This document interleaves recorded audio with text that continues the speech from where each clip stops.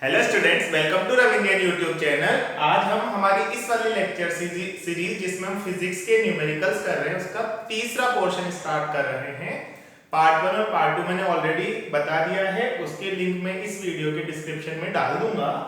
फिलहाल हम chapter 1 electric charge and field का क्वेश्चन नंबर 11 स्टार्ट कर रहे हैं। 10 क्वेश्चंस का डिस्कशन हमने पहले कर लिया है। इस क्वेश्चन में हमें 4 अलग अलग जगह पे समान आवेश रखे हुए दिए गए हैं। 2 माइक्रोकूलाम के 4 आवेश हैं जो क्रमशः 0,0, 2,0, 4,0 और 8,0 पर रखे गए हैं। और हमसे पूछा गया है कि ये जो 2,0 वाला बिंदु है, इस पर जो आवेश रखा है ना 2 माइक्रोकूलाम, इस पर कुल कितना विद्युत बल लगेगा।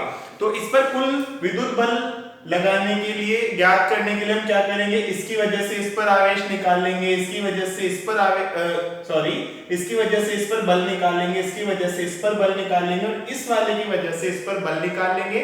सबको अलग अलग निकाल कर जोड़ देंगे तो जो फाइनल आंसर आएगा वही इस पर परिणामी बल होगा। लेकिन अगर हम थोड़ा सा दिमाग लगाएं तो हमारी थोड़ी सी कैलकुलेशन बच जाएगी। वो दिमाग क्या है कि देखो, ये 2 माइक्रोकूलाम इससे 2 दूरी पर है और ये 2 माइक्रोकूलाम इससे 2 दूरी पर है। ये इस पर जितना बल लगाएगा 0,0 वाला, इस 2,0 वाले पर जितना बल इधर की साइड लगाएगा, 4,0 वाला उतना ही बल इस पर इधर की साइड लगाएगा। तो ये जो भी बल लगाएगा ये भी उतना ही बल लगाएगा, जो परिमाण में समान होगा लेकिन दिशाओं में विपरीत होगा। तो सदिश योग करते समय उन दोनों का योग 0 हो जाएगा। तो इन दोनों का प्रभाव तो ऑलरेडी कैंसिल हो गया। अब केवल एक बल बचा, जो एक आवेश बचा 8,0 का, जो इस पर बल लगाएगा। तो इस पर जो बल लगेगा वो कितना होगा, डायरेक्ट अपन देख लेते हैं। Q1 Q2 बटे r²। और दिशा तो हमें पता है कि -i में होगी।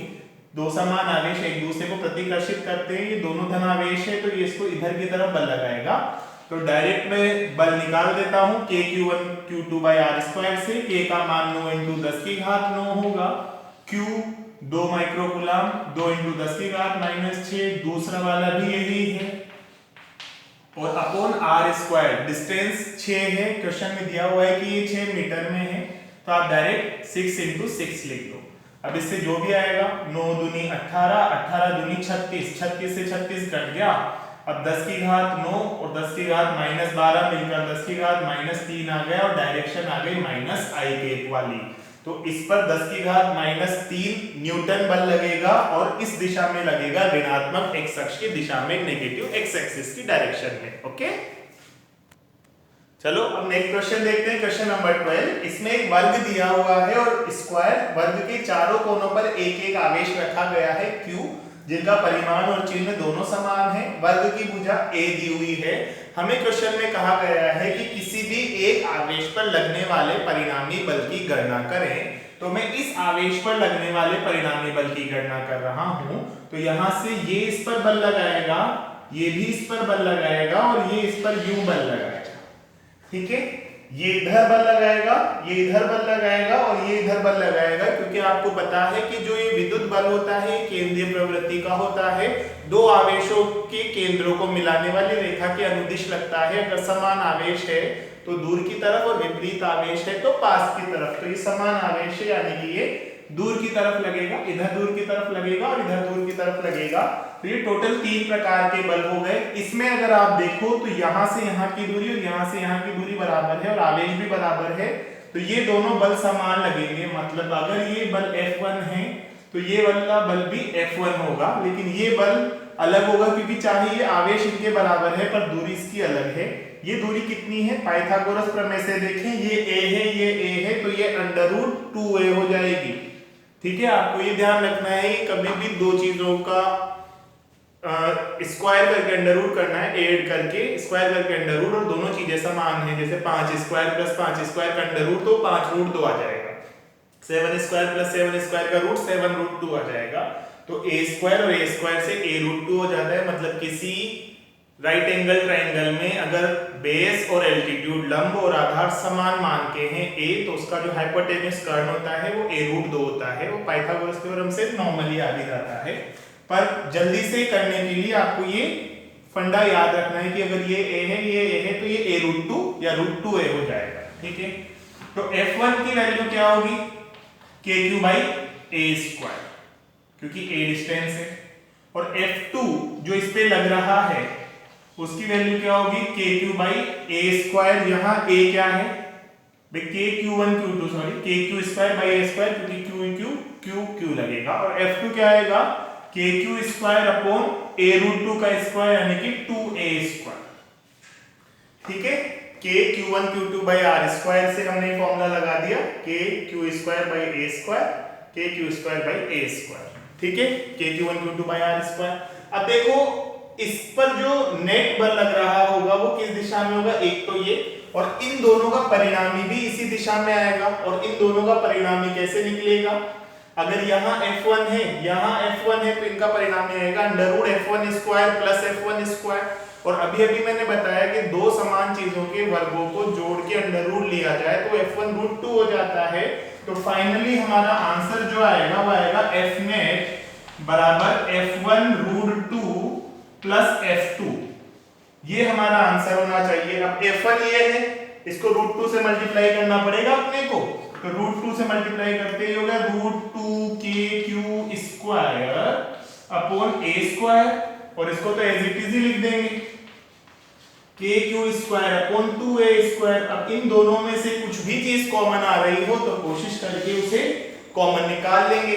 तो इन दोनों में कुछ कॉमन दिख रहा है, देखो बहुत सारा है common, KQ square by a square इधर भी है इधर भी है, तो दोनों साइड से कॉमन ले लेंगे। तो F नेट परिणामी बल आ जाएगा KQ square by a square, तो कॉमन में, और इधर से आएगा रूट 2 प्लस 1/2।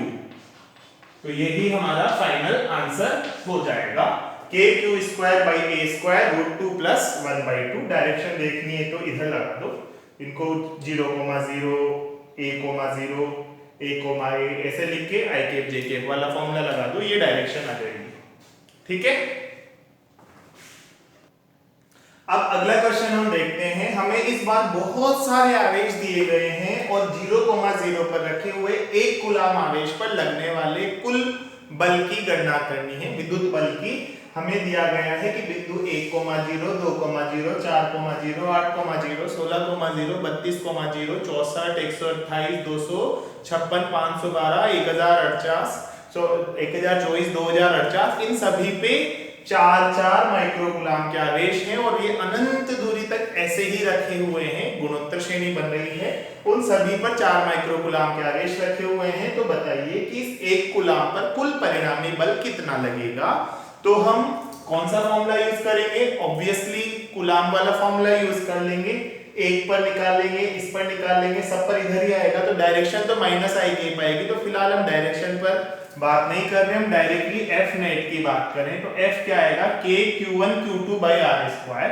तो हर समय Q2 तो यही है 1 कूलाम वाला, तो 1 कूलाम को किसी भी चीज से गुणा करें तो वो की वही रह जाएगी, है ना, क्योंकि गुणन तत्समक होता है, एक तो किसी भी संख्या को 1 से गुणा करते हैं तो जो है वही आ जाता है।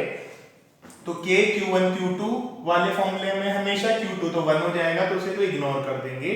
तो क्या बनेगा, KQ, अब Q भी सब जगह 4 माइक्रो कूलाम है तो मैं Q ही रहने देता हूं, बस चेंज किस में आएगा, r स्क्वायर में। यहां आएगा 1 स्क्वायर, फिर आएगा KQ बाई 2 स्क्वायर, फिर आएगा KQ बाई 4 स्क्वायर, और फिर KQ बाई 8 स्क्वायर, और इस तरीके से इनफाइनाइट तक चलता रहेगा। K यहाँ पे 9 × 10 की घात 9 है और Q 4 × 10 की घात -6 है। ठीक है, अब देखो इसमें KQ मैंने कॉमन ले लिया और ये बचा 1/1 square plus 1/2 square plus 1/4 square, और ये इंफिनिटी तक जा रहा है।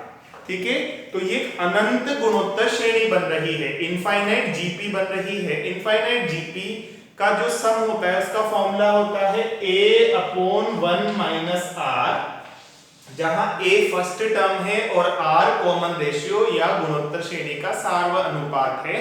लेकिन ये फॉर्मूला केवल तभी लगता है जब जो R है वो 1 से छोटा हो।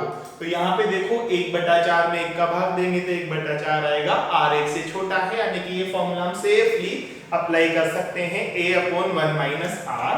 तो इन सब की जगह हम क्या लिखेंगे, K की जगह 9 × 10 की घात 9, Q की जगह 4 × 10 की घात -6, और इसकी जगह A/1 - R। A क्या है, पहला पद 1, अपॉन 1 माइनस आर, 1 माइनस 1/4 जो कि साल अनुपात है। 1 में से 1/4 घटाएंगे तो 3/4 बचेगा, 3 नीचे 4 ऊपर। तो डायरेक्टली मैं यहाँ 4 लिख देता हूँ, यहाँ 3 लिख देता हूँ, 1 को तो भूल जाएंगे हम। 3 से 9 कटेगा, 3 आ जाएगा। अब देखो 3 चौक 12, 12 चौक 48, 48 इंटू 10⁻³ न्यूटन, इतना कुछ बल लगेगा। अगर आप इसमें साइंटिफिक नोटेशन में लिखना चाहो, साइंटिफिक नोटेशन आपने 11th क्लास में जरूर देखा होगा कि साइंटिफिक नोटेशन में हम क्या करते हैं, यहाँ 1 से 10 के बीच एक नंबर लिखते हैं और 10 की पावर में बाकी सबको लिख देते हैं। तो ये बनेगा 4.8 इंटू 10⁻⁴ न्यूटन। तो ये हमारा फाइनल आंसर हो जाएगा। अब एक छोटा सा लड्डू सा क्वेश्चन है कि हमें विद्युत क्षेत्र की तीव्रता का मान ज्ञात करना है। अगर उस विद्युत क्षेत्र में रखे हुए 5 × 10⁻⁻⁴ कूलाम के आवेश पर 2.25 न्यूटन का बल लगता हो। यानी एक विद्युत क्षेत्र है कहीं पर, वहां पे एक आवेश रखा हुआ है जिसका मान 5 × 10⁻⁻⁴ कूलाम है और वो 2.25 न्यूटन का बल फील करता है। तो उस स्थान पर विद्युत क्षेत्र की तीव्रता की गणना करें। तो हम क्या करते हैं ऐसी स्थिति में, विद्युत क्षेत्र की तीव्रता निकालने के लिए वो जितना बल फील कर रहा है उसमें उसके आवेश का डिवाइड कर देते हैं, क्योंकि एकांक धनावेश द्वारा फील किया गया बल ही उस स्थान पर विद्युत क्षेत्र की तीव्रता का परिमाण होता है। तो यहाँ पे जो E वेक्टर आएगा वो क्या हो जाएगा, F/Q 0। F है 2.25 और ये है 5 × 10⁻⁻⁴। तो 10⁻⁻⁴ ऊपर चला जाएगा, 2.25 × 10⁻⁴ अपॉन 5 आएगा। इससे बनेगा 5 4 जा 20, फिर 2 जाएगा तो 0.45 × 10⁴। अगर हम इसे साइंटिफिक नोटेशन में लिखना चाहें तो 4.5 × 10⁻³ ये E हो जाएगा। इसका यूनिट देखें तो न्यूटन/कूलम। ठीक है, तो इस साइंटिफिक नोटेशन में फाइनल आंसर हमारा आया 4.5 × 10⁻³ न्यूटन/कूलम। चलो अब नेक्स्ट क्वेश्चन करते हैं, क्वेश्चन नंबर 15। ये क्वेश्चन हमको मूलिकन तेल बिंदु प्रयोग की याद दिलाता है। केमिस्ट्री में आपने 11th क्लास में एक प्रयोग जरूर पढ़ा होगा जो मिलिकन ने किया था। उन्होंने क्या किया था, एक बेलनाकार नली ली थी और उसके अंदर तेल की बूंदों को स्प्रे किया था। स्प्रे कनित्र की सहायता से भेजा था जो ऊपर वाली प्लेट में से धीरे धीरे नीचे टपकती जा रही थी। अब नीचे वाले कंपार्टमेंट में उन्होंने एक्स किरणों को प्रवाहित किया था, जिससे जो वहां की गैस है वो आयनित हो गई और उसके इलेक्ट्रॉन उछल के उस पे तेल की बूंद पर बैठ रहे थे, जिससे कि वो तेल की बूंदें आवेशित हो रही थी। फिर उन्होंने उन दोनों प्लेटों को, नीचे वाले कंपार्टमेंट की दोनों प्लेटों को इलेक्ट्रिकल बैटरी से जोड़ा और विद्युत क्षेत्र बढ़ाते गए, जिससे नीचे की तरफ से उस तेल की बिंदु पर ऊपर विद्युत बल लगने लगा। गुरुत्वीय बल नीचे लगा, विद्युत बल ऊपर लगा। तो एक ऐसी स्थिति आई जब दोनों बल बराबर हो गए और वो तेल की बूंद हवा में लटक गई। इस प्रयोग की सहायता से उन्होंने इलेक्ट्रॉन के आवेश बटा द्रव्यमान अनुपात की गणना की थी, E/m। तो इलेक्ट्रॉन के आवेश की गणना उसी मिलिकन तेल बिंदु से स्टार्ट हुई थी। उसी से रिलेटेड हम एक क्वेश्चन यहाँ पे देख रहे हैं। क्वेश्चन ये है कि दो प्लेटें हैं, एक धनावेशित एक ऋणावेशित। इनके बीच का विद्युत क्षेत्र हम अपने हिसाब से एडजस्ट कर सकते हैं। एक तेल की बूंद है जिस पर 12 इलेक्ट्रॉन है, इस पर नीचे की तरफ गुरुत्वीय बल लग रहा है और इतना विद्युत क्षेत्र इसमें है कि ये तेल की बिंदु हवा में लटकी हुई है। ये नीचे भी नहीं जा रही और ऊपर भी नहीं जा रही, मतलब नीचे की तरफ लगने वाला बल ऊपर की तरफ लगने वाले बल से संतुलित है। क्योंकि 12 इलेक्ट्रॉन यानी कि नेगेटिव आवेशित हो गई, जो नेगेटिव वाला इसको ऊपर की तरफ खींचेगा और गुरुत्वीय बल तो हमेशा नीचे की तरफ लगता ही है। तो हमें ये बताना है कि इस तेल की बूंद की त्रिज्या क्या होगी। तो सबसे पहले छोटू सा कंसेप्ट कि ये साम्य अवस्था में है तो ऊपर और नीचे वाला बल बराबर होगा। नीचे वाला बल होता है mg गुरुत्वीय बल, जहां m द्रव्यमान है और g गुरुत्वीय त्वरण है, और ऊपर वाला बल विद्युत बल होगा जो होता है q × E। E हमें दे रखा है, q दे रखा है, g दे रखा है, m नहीं दे रखा, लेकिन यहीं से हम त्रिज्या निकाल लेंगे। तो देखो m द्रव्यमान होता है और द्रव्यमान का फॉर्मूला होता है आयतन इंटू घनत्व, क्योंकि d बराबर m/v तो m बराबर d × v। घनत्व दिया हुआ है हमें 1.26 × 10⁻³ किलोग्राम पर मीटर क्यूब। डायरेक्ट अच्छी सी यूनिट्स है, जो हमें चाहिए वही है। g 10 मीटर पर सेकंड स्क्वायर में कंसीडर कर लेता हूँ। आवेश सॉरी ये तो d हुआ, m क्या होता है d इंटू v, v यानी कि इसका आयतन, तो इसको गोलाकार माने, इसकी त्रिज्या r माने, तो इसका आयतन हो जाएगा 4/3 पाई r क्यूब। r हमें निकालना है, g की वैल्यू 10 हो गई बराबर q, तो एक इलेक्ट्रॉन पर आवेश होता है 1.6 इंटू 10 की घात -19, लेकिन ऐसे 12 इलेक्ट्रॉन है इसलिए इन पर आवेश आ जाएगा 12 इंटू 1.6 इंटू 10 की घात -19, और E का मान दे रखा है 2.55 इंटू 10 की घात 4। तो इन सब चीजों को इधर उधर ले जाएंगे हम, तो केवल देखेंगे कि केवल r क्यूब ही वेरिएबल है, बाकी सब कांस्टेंट टर्म्स है। 1.6 into 12 into 2.55 divided by 1.26 into 4 पाई, और ऊपर की तरफ एक 10 भी नीचे है और ऊपर की तरफ 3 चल जाएगा, और फिर 10 की पावर्स में क्या आ रहा है, एक तो -19, एक +4, एक ये 3 वाला इधर आके -3 हो जाएगा। ठीक है, तो -22 -18 पावर तो इधर से आ गई और ये कुछ आ गया। अब r की पावर 1/3 कर लेंगे तो 10 टू पावर -18 वाला तो 10 टू पावर -6 बन जाएगा, और ये आ जाएगा 98। तो फाइनल आंसर आ जाएगा इसमें 0.98 आ जाएगा वो, तो फाइनल आंसर आ जाएगा 9.8 इंटू 10 टू पावर -7 मीटर, यानी कि ये जो तेल की बूंद है वो 9.8 इंटू 10 की घात -7 मीटर की त्रिज्या रखती है ना। कैलकुलेशन आप खुद करके देख सकते हैं। Okay bye.